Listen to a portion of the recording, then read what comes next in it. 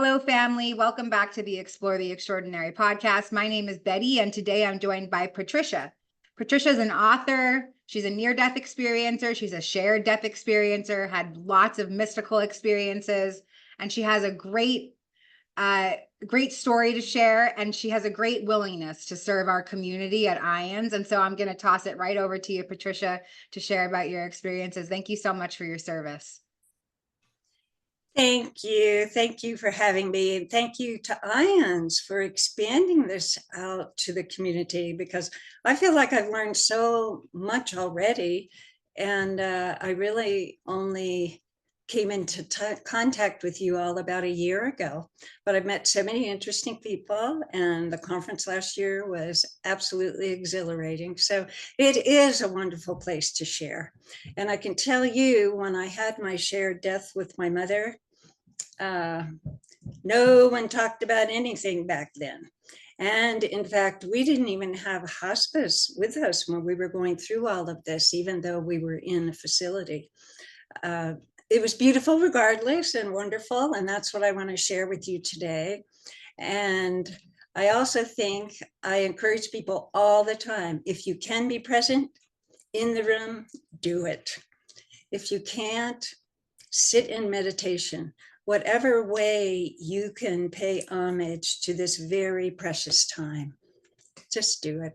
It will mean a lot to you later, and it's just wonderful for families. So anyway, when you're meeting me today, I have just gone through, or am in the throes of going through, a total tsunami of tears. I have realized that my mother is going, and she's going today. I am so overwhelmed. I have never been in a room with someone who's dying. I didn't know what to do. I couldn't believe that I would be in this position and have no idea what to do. But I think many of us in our culture find ourselves exactly in that place.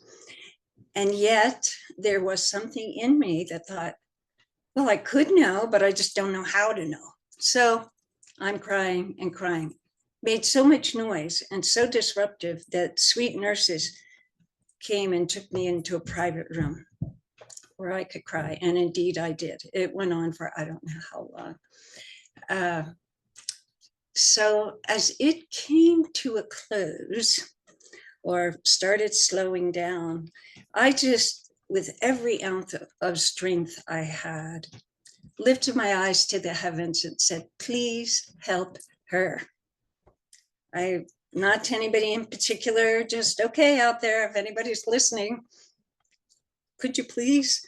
I have no idea what to do. And I really felt at the time like my back was against the wall. I wanted so much to do something that would be helpful for my mom. And I felt completely defeated. So I sat there for a moment, and then I thought, well, I can be with her so she's not alone. And that is such an important thing to do. So I gathered myself and went to her door, took in a deep breath when I put my hand on that door, because I thought, okay, here we go. I opened the door, and oh my gosh, the most radiant, beautiful things greeted my eyes. I could not believe it. I blinked my eyes a number of times thinking, oh, this can't be right. So, my mother is dying, and she's in severe, severe pain, regardless of all of the pain meds that they had given her. And so she was struggling. And so I'm looking at this beautiful, beautiful vision and wondering how it can be. The flowers that were on the windowsill, orchids, purple and white, their colors had expanded. They were all the way over across her bed. The entire room was filled with such deep love. It was incredible to behold. My mother looked youthful and vibrant, almost beatific. And I kept blinking my eyes. I'm just like, how can this be? And then there were angels beside her. And I thought, oh, wow, it was just so deeply touching to me, A. And B, I kept thinking, how can it be, right? But I didn't have time to think about it. I was then propelled over to her bedside and started singing. Now, I'm not a singer. I mean, I like to sing, but I didn't like at a time go, oh, it would be lovely to sing with my mom. Had nothing to do with it. You know, I'm just like, my soul had kicked in and she knew right what to do. And we were doing it. So I'm singing and I'm telling her, you know, you'll go forward. And then when it's our time, you'll be there to meet us. Just so she'd have kind of an idea what we're doing here. And I sang hymns and songs that I knew she loved. And the tempo, I noticed that the tempo speeded up as she got closer and closer. It became more like a gospel song, actually. Quite interesting. And I began singing instructions to her about what was going to be transpiring. So all of this is just such a whirl, right? And then my heart, a window in my heart, all of a sudden opens wide. You know, I called it a window. Since then, people have told me, oh, no, it's a door. So, okay, it's a door, whatever, something opened. And what I could see at that moment was just so vast. We're all here in the room. I'm singing to my mom. This beautiful light grid that connects all of us through all eternity stretches out into the cosmos. It's beautiful. It's brilliant. I feel like we're all connected by a wonderful rhythm that's continuous. And it just feels so precious that you just hardly know what to do with the information. So I continue singing, and the rhythm that binds. And then I realized, you know, we're just really in this beautiful living symphony. That's for all of us. We're part of one living being, this deep love and all of this.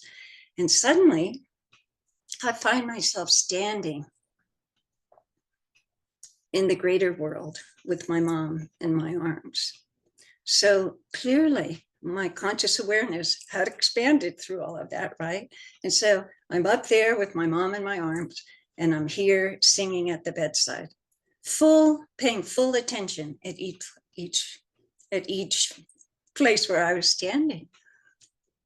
Total awareness and concentration. So when people say multidimensional beings, we are that. Our souls are that. It's really quite a revelation. And so I'm there standing. I don't know where we are. I don't know where we're going. There's a deep, deep fog. I can't see anything. So I just think, well, maybe we'll just stand here for a little bit. And so we listen to the beautiful, sacred silence. So deep, so nourishing, so all-encompassing, so loving. We could have stood there forever. There just was no reason to do anything else. But then I wonder where we are again.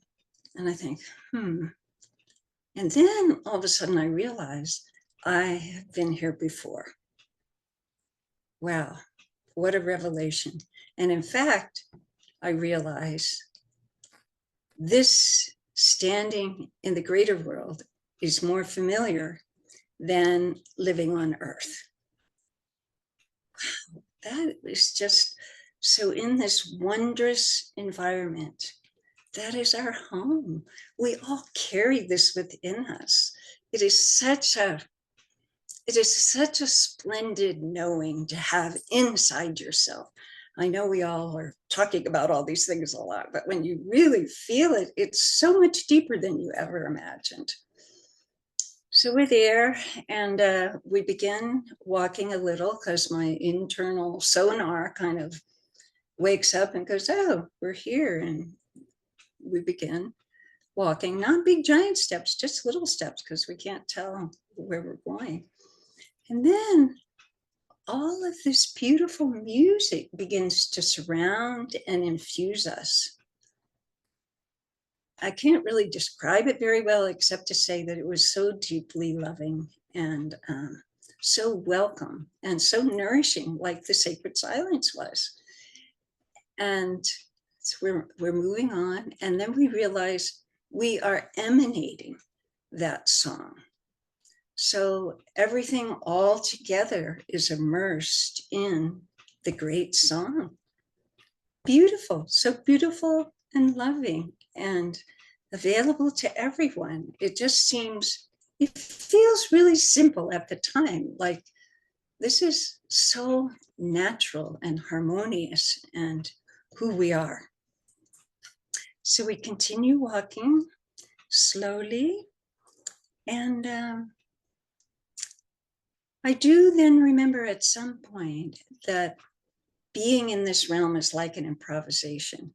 And I neglected to say that back there, and apparently we were very close to where we were going because we did not walk far. But I come to something, we step up one step. And I think, oh, this must be a bridge. So we're walking,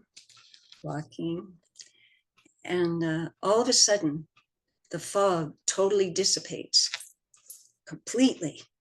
And standing there is the Christ with his arms outstretched, indicating I am to pass my mom to him. So deeply loving, so fully present, so warm and welcoming.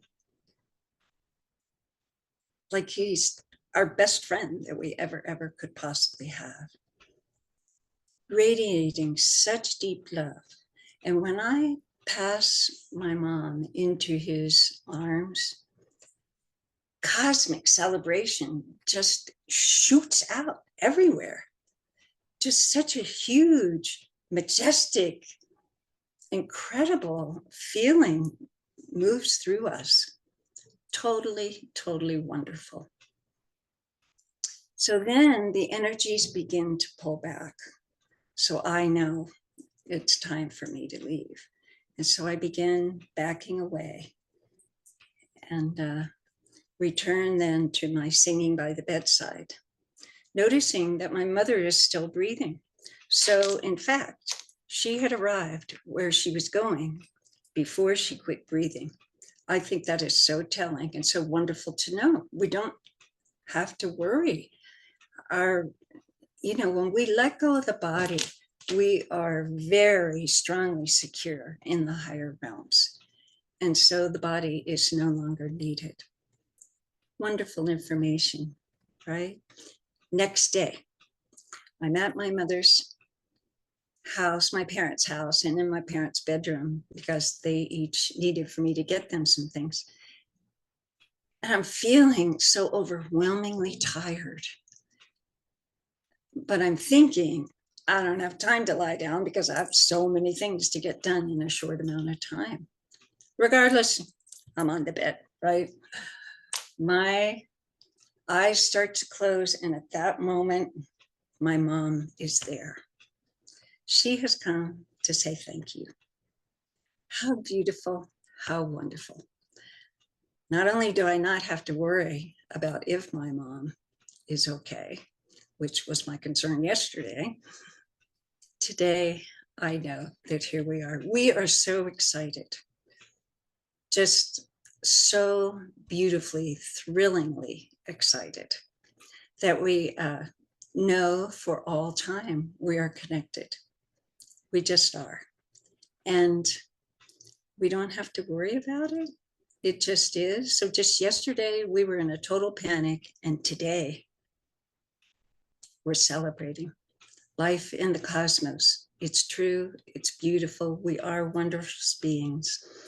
And we are a part of something that is so incredibly important. At least that's how it feels when we're out and about in the universe. This is important.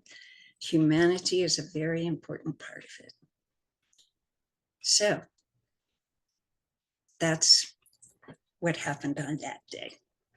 Thanks so much for sharing, Patricia. I love how articulate you are and how the imagery really comes alive when you share about your experience. So the first thing that kind of popped up for me with this is I'd like to know if you'd be willing to share about what your relationship was like with your mom, like throughout life before this experience. Because my thought pattern is, well, there's some people who don't want to be connected to their parents for all of eternity. And I'm just wondering if you Yeah. have a good relationship.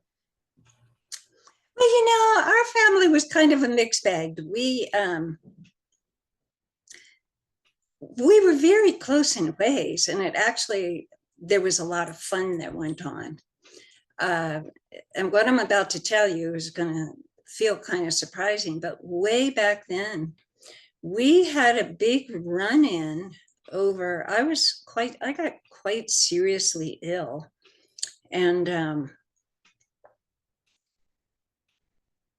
you know, I went through Western medicine and it was not helping. And so I moved away from that. And my parents indeed had said, you know, we will pay for you to go to the Mayo Clinic. But by that time, I knew if I did one more thing in Western medicine, I wasn't going to live. I couldn't make it through it. The testing alone was too extreme for me by that point. So I didn't take it. And my parents were really quite furious. What do you mean you're not going to go? I mean, they just couldn't take it in. And given what's going on now, how much angst there is over healthcare and this, that, the other, it doesn't seem all that rare. But back then it was like everybody did Western medicine. You just didn't even consider doing anything else. So we had quite the challenge over that. And I, in fact, did not see her for quite a while. So, but nonetheless, at some point we came back together. And because I was on this really deep spiritual path, I thought, well, I had to be the one to do the reaching out and try to mend the bridges, because my parents were just lost. They had no way to interpret what I was doing. So you know, but when I say connected through all eternity, if you don't really want to be in touch, you don't have to be in touch.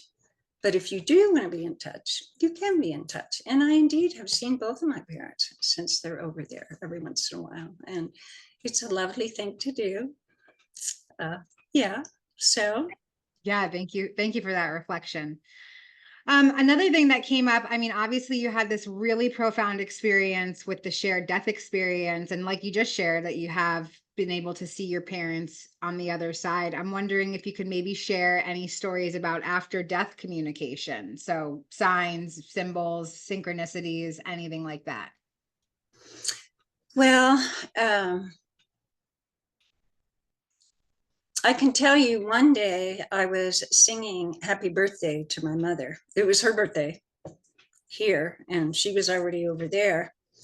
And I was just singing. I wasn't expecting anything to happen at all, really.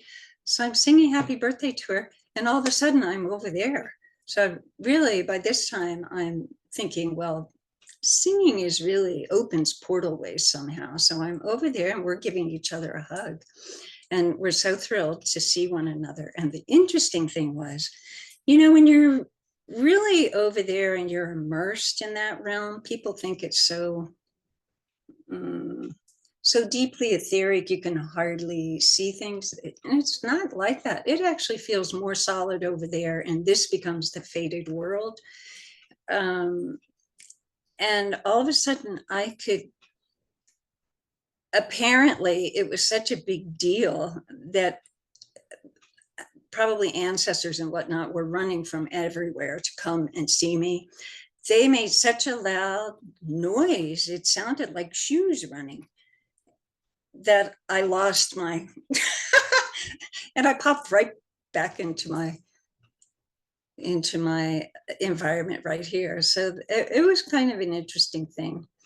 And I think really when you expand your consciousness, you can actually become in touch with probably anyone that you're interested in them. You just have to focus on whatever that is.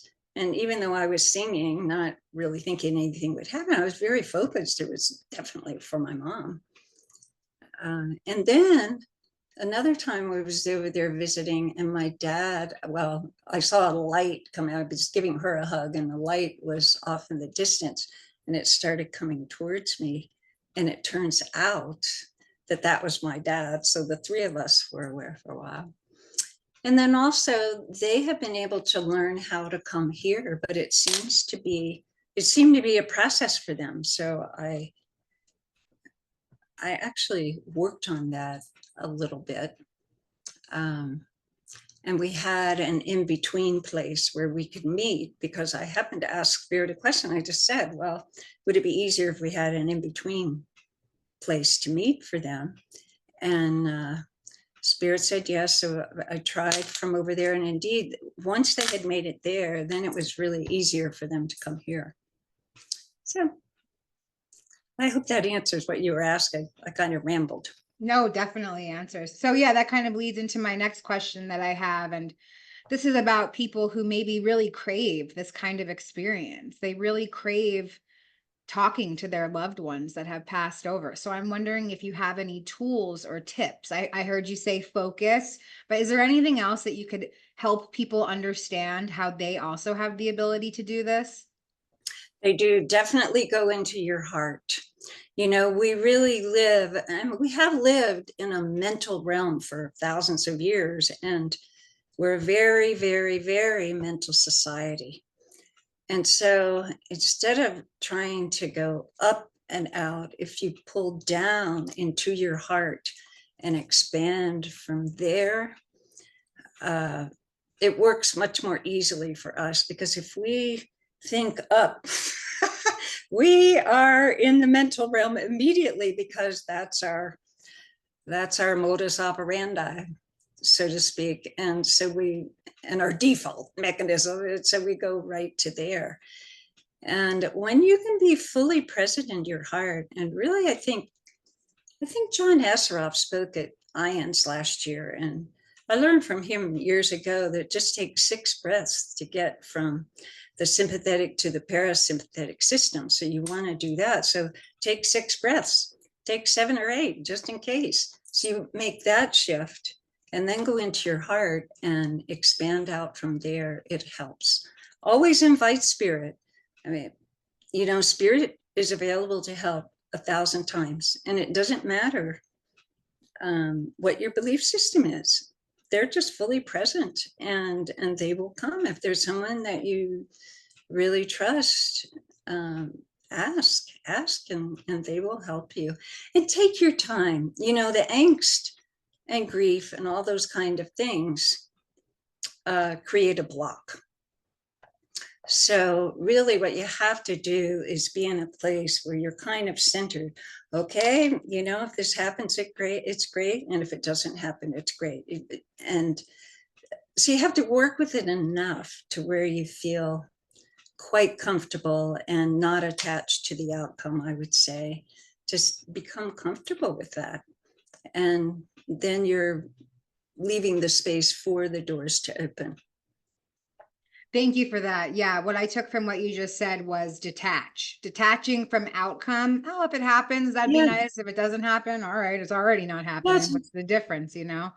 So yeah, it's been a good practice. That's why we call it practice. Yes, right? Building the spiritual muscle. Yes, doing Yeah. it day after day and getting into that routine. And yeah, also practicing open-mindedness as a muscle, Yeah. continually practicing and being open to receiving more signs, more synchronicities, more communication. But yeah, I think that that's such a powerful tool to deal with grief, is to have access to some sort of after death communication. And it could be anything. It could be a feather on the street, it could be a penny. Oh, that's true. All of those things. Yeah, absolutely. And you know, and you get to decide how you perceive it. You could be like, ew, a dirty pigeon feather, or you could say, oh my God, that's a sign from my loved one. They're with me.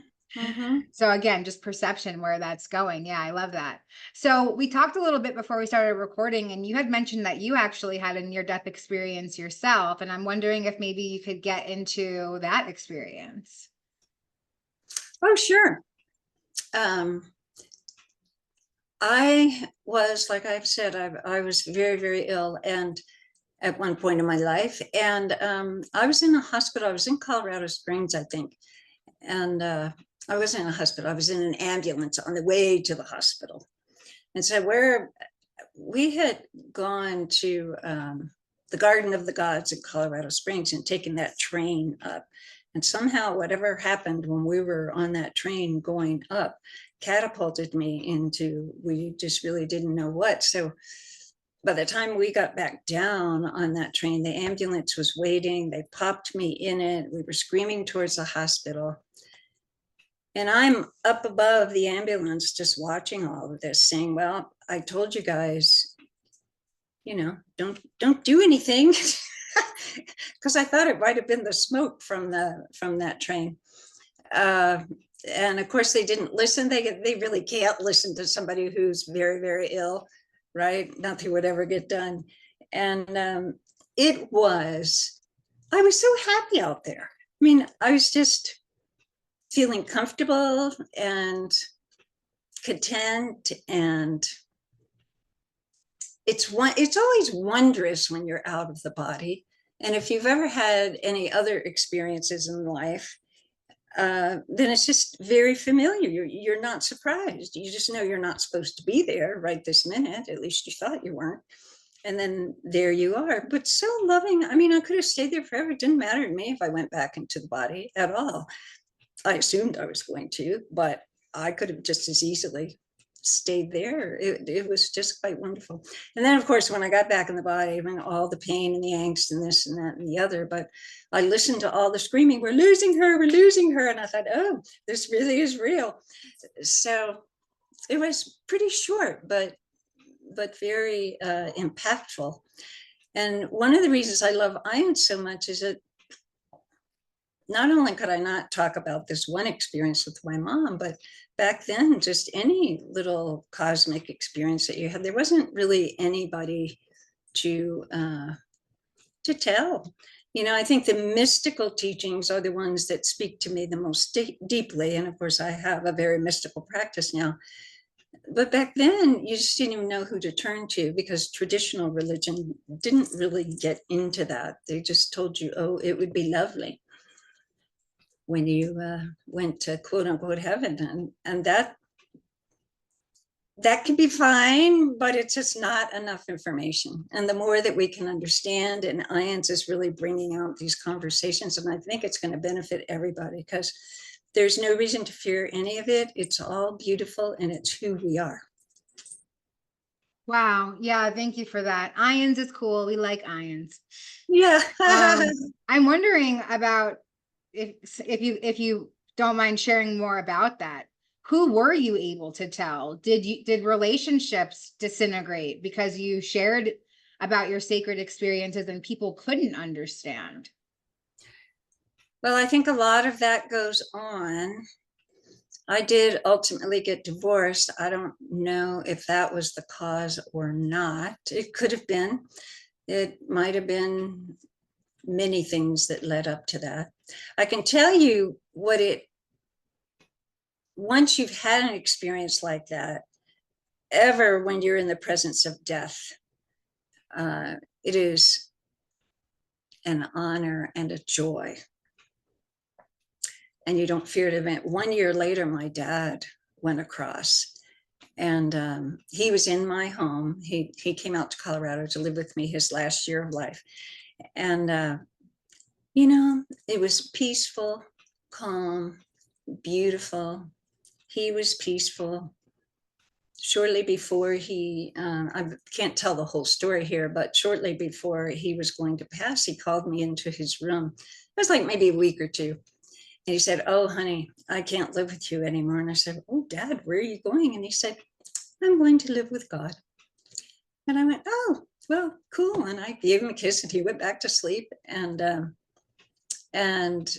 so there's such a beautiful acceptance and a knowledge, and it only takes one experience. And it can be a small experience or a large experience. It doesn't really matter. It can be religious and not religious. I have continued to take people across the threshold, and there are religious experiences and there are non-religious experiences. There are magical and mystical. There are they can be very simple and quiet. They can be large and celebratory. It just depends on the soul going across. We have so much impact. Spirit wants us to feel comfortable. We want to feel comfortable. So there's so many ways these things can unfold. It's not just one thing. Thank you for that reflection. Definitely. Yeah. And I think that it is really empowering to be able to stand in your truth and to share about what's going on with you. And I am so grateful for the internet, for YouTube, for people making content and sharing about their experiences, your willingness to come and share about your own experience. I feel like maybe there's another mystical story in you that you'd like some space to share. So I'm just going to see if anything comes up for you that you'd like to talk about. Really? I wonder what it is. It'll be a surprise for me. Just that, well, I could give a little bit about a non-religious story if you would like to hear that. How much time do we have? Like, I could just scoot to the We have 10 minutes. Oh, okay. I have no idea what time it is. Well, I flew through that fast, didn't I? So I'd like to tell you about Toby, a woman who lived in Canada. And when I originally started doing this, of course, I was in person as much as possible. But then as things began to expand and grow, I ended up doing things long distance. So she's in Canada, I'm here. I had had one conversation on the phone with her. And then on the day when I meet her, when she's going to pass, I meet her. She's in the hospital up in Canada, and she tells me, "Oh, it's really hot. I need to get out of here." And I said, "Oh, okay, well, let's go for a walk." So we go for a walk, and she asked me, she goes, "Well, what is it, quote unquote, could it be like? It meaning death." And I said, "Oh, it'd be just like this. You'll meet new people, and you'll see your ancestors." And her jaw just dropped, and she said, "Really?" And I said, "Yeah, really." And so then she was really, really quiet for a while. And then she said, "Well, so you mean I am not going to die? I am just going to go live somewhere else?" And I said, "Exactly." And she just stood there and she goes, "Well, people need to know these things." And I said, "Yes, they do. We all need to know this." So we go back into the hospital, and then she is there for a bit, and all of a sudden her soul sits up from the bed, away from her body. She sits straight up and she says, "I can't stay here. We need to go." And I said, "Okay, let's go." So we took off, and we actually ran. We ran and ran and ran until we were just a bundle of colors swirling around. It was quite the beautiful run. And we landed in a place that was like golden grass, very alive and vibrant, rolling hills, brilliant blue sky.